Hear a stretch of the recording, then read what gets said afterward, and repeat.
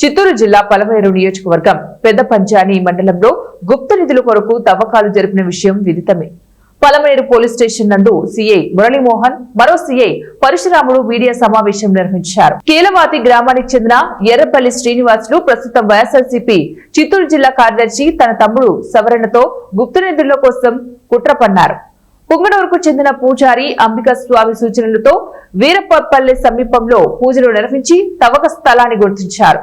తర్వాత మాజీ పోలీస్ సిబ్బంది వినోద్ కుమార్ ను సంప్రదించి జేసీబీ, వాటర్ స్కానర్ మరియు కొంతమందితో కలిసి అక్టోబర్ 11వ తారీఖున రాత్రి తవ్వకాలు ప్రారంభించారు. ఈ తవ్వకాలపై వచ్చిన సమాచారం మేరకే తమ పోలీసు బృందాలతో దాడి చేసి 7గురిని అదుపులోకి తీసుకుని జేసీబీ యంత్రం, కారు, 4 బైకులు స్వాధీనం చేసుకోవడం జరిగిందన్నారు.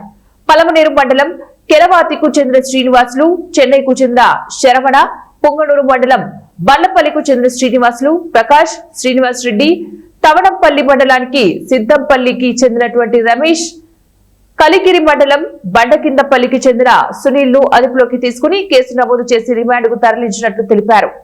తప్పించుకున్న మరో 5 మంది కోసం గాలింపు చర్యలు చేపట్టినట్లు వారు తెలిపారు. మనం అనాగరికంగా ఎంతో బంగారు అయితేనేమి ఇతర లోహాలకు సంబంధించి అప్పట్లో ఎక్కడో దాచి ఉన్నారని చెప్పేసి మనకు తెలుస్తుంది. అలాంటివి ఏవైనా ఉంటే మా దృష్టికి కానీ లేదా ఆర్కియాలజీ డిపార్ట్మెంట్ వాళ్ళ దృష్టికి తీసుకుని వస్తే అవి ప్రభుత్వ ఆధ్వర్యంలో కూడా తీసే అవకాశం ఉంది.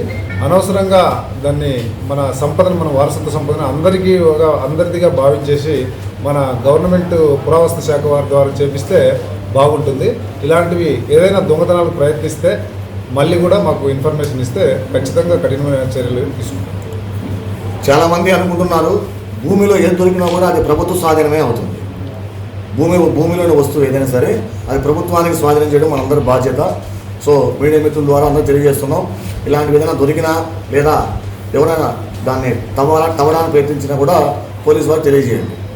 మనకు ఈ వారసత్వ పరంగా మన భారతదేశం యొక్క సంపదను కాపాడేది పురావస్తు శాఖ అని చెప్పేసి మన గవర్నమెంట్ తరఫున ఉంది. మనం అలాంటివి ఏదైనా దొరికినా కూడా బంగారు అయితేనే, వెండి అయితేనే, ఇతర ఏ లోహాలు అయితేనే మనం ఒక జాతీయ సంపదగా వాటిని మనము తీసుకొని దాన్ని కాపాడుకోవాల్సిన బాధ్యత కూడా మనందరిపైన ఉంది.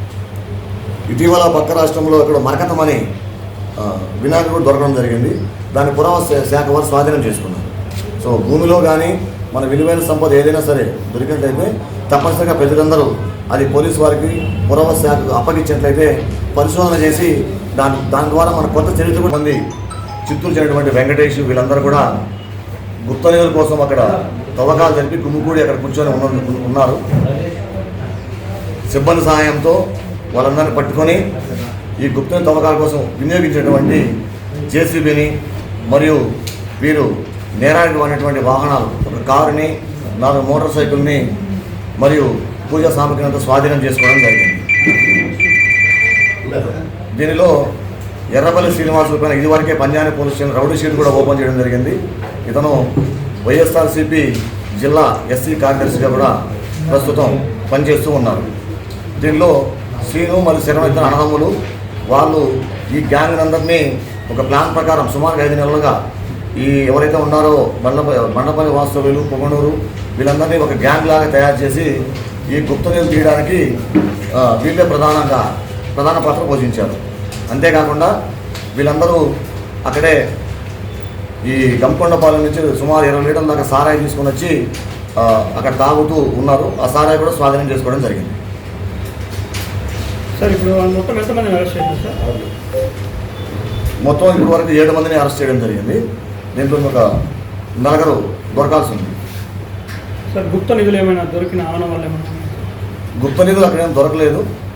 కాకపోతే దానికోసం సుమారుగా గుంతలు తీసి పూజలు చేసి తర్వాత ఈ పక్షుల బలి కోసం ఒక కోడిని ఇవన్నీ కూడా అక్కడ ఏర్పాటు చేయడం జరిగింది. సార్ గుప్త నిధులు ప్లేస్ సొంత place government place sir?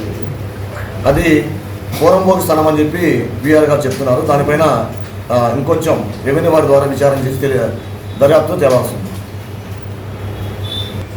Punjab SI గారికి వచ్చిన సమాచారం మేరకు రూరల్ సీ గారు పరశురామ్ సారు మా డిఎస్పీ గారి ఆధ్వర్యంలో వీళ్ళందరినీ పట్టుకోవడం జరిగింది. ఇంతేకాని మీడియా ద్వారా సందేశం ఇచ్చేది ఏంటంటే